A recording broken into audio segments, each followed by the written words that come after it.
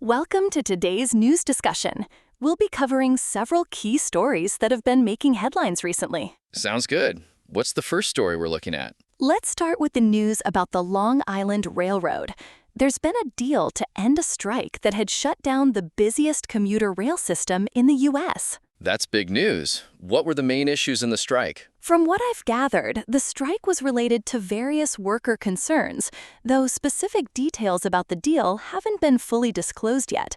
The key takeaway is that trains are set to resume operations. So the strike has been averted. How many commuters are we talking about here? The Long Island Railroad serves hundreds of thousands of commuters daily. It's a critical transportation artery in the New York area. That's a huge number. What kind of impact did the strike have on the community? The strike caused significant disruptions, with many commuters having to find alternative transportation methods. It affected not just daily commuters, but also the broader economy in the region. I can imagine. So what's the timeline for the trains resuming operations? According to the reports, trains were set to resume rolling on Tuesday after the deal was reached. That's a quick turnaround. Do we know what led to the breakthrough in negotiations?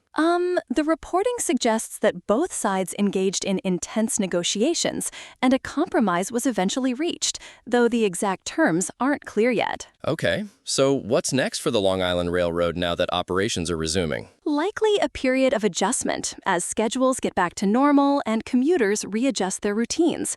There's also probably going to be some scrutiny on the terms of the deal and how it's implemented. That makes sense. Let's switch gears to the Business Today segment. What's the latest from the market news? The context provided suggests that Business Today airs on BBC News HD at various times, offering a roundup of the day's market news. Okay, so it's more of a summary. Do we have any specific market news or trends being highlighted? The articles don't give specific details on market movements or news. They just confirm that the program provides a daily roundup. All right.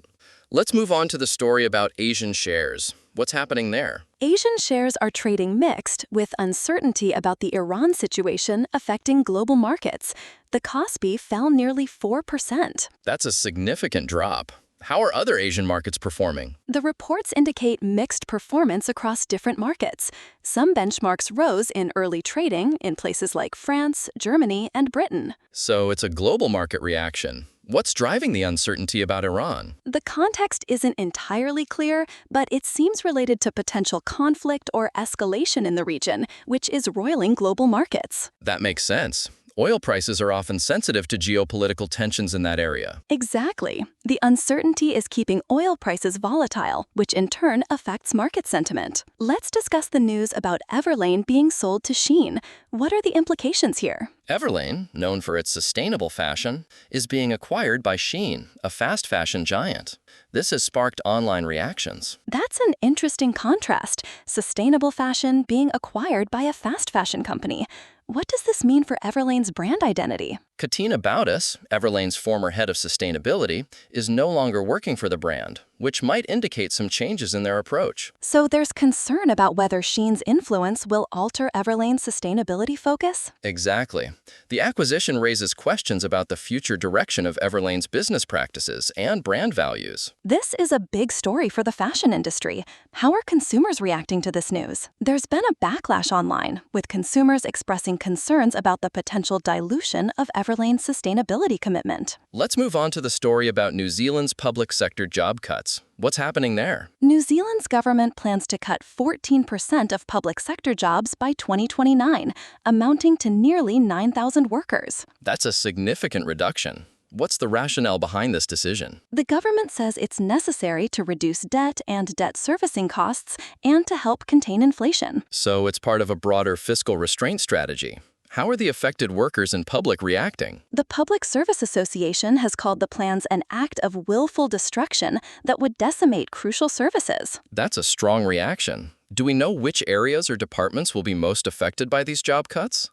The reports don't specific departments, but it's likely to be across various sectors, given the scale of the cuts. This is a big policy move. How does it fit into New Zealand's current economic strategy? It's part of the government's efforts to manage its fiscal situation, including economic challenges. All right. Well, it looks like we've covered all the major stories for today. Yes, we've discussed the Long Island Railroad strike resolution, the Business Today segment, Asian shares market performance, Everlane's sale to Shein, and New Zealand's public sector job cuts. That's a comprehensive roundup.